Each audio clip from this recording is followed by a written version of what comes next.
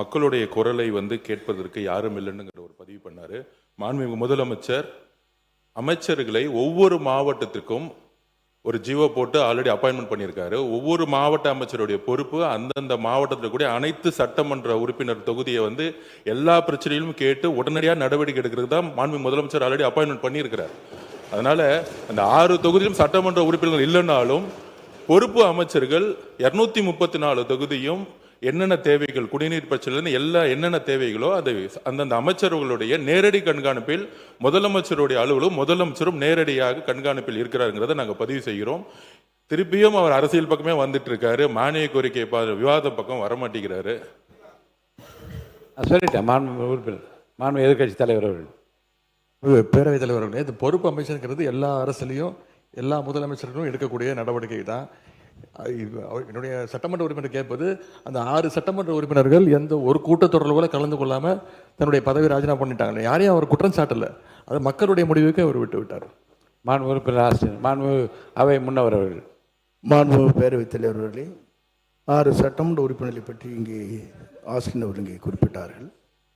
6 சட்டமன்ற உறுப்பினருடைய குறைகள் என்ன இருக்கிறது என்பதை எங்களை போன்ற அமைச்சர்கள் அங்கே சென்று மக்களை கூட்டி மனுக்களை பெற்று அதற்கான நடவடிக்கை மேற்கொண்டு வருகிறோம் என்பதை நிலையில நடக்கிறது. நீங்கள் இப்போ மட்டும் சொன்ன எப்படி நடந்துரு?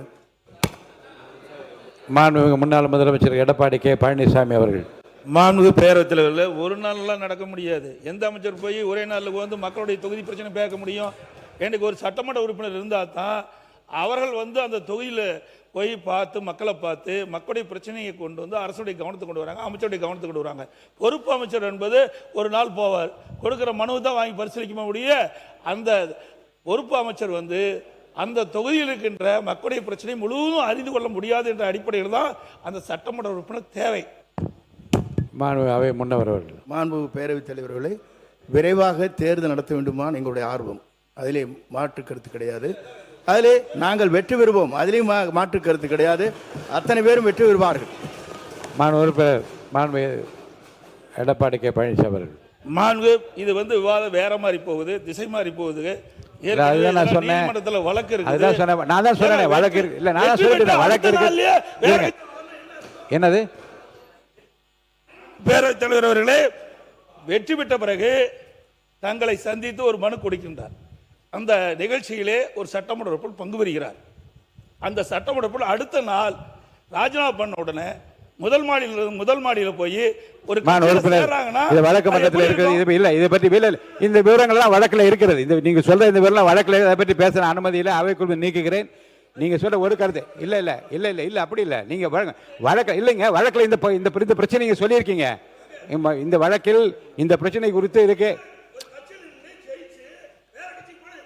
இல்ல நீங்க இல்ல இல்ல அதெல்லாம் ஒன்றும் பாருங்க இல்ல இல்ல இல்ல இல்ல உணர்ச்சி வசப்படா இல்லைங்க, இல்ல உணர்வு இல்லைங்க, இல்ல உணர்ச்சி வசப்படாது. நிதானமா பேசுங்க, உங்க கருத்தை நிதானமா சொல்லுங்க.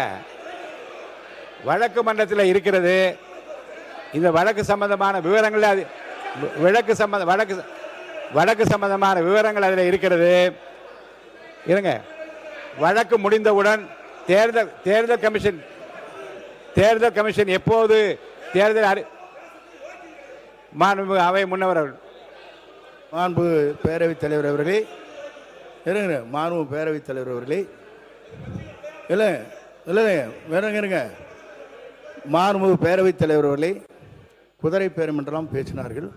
அருணுக்கு இருங்க இருங்க இருங்க நான் சொல்லி முடிக்க வரைக்கும் இருக்காரு, சொல்லி முடிக்க வரைக்கும் இருங்க.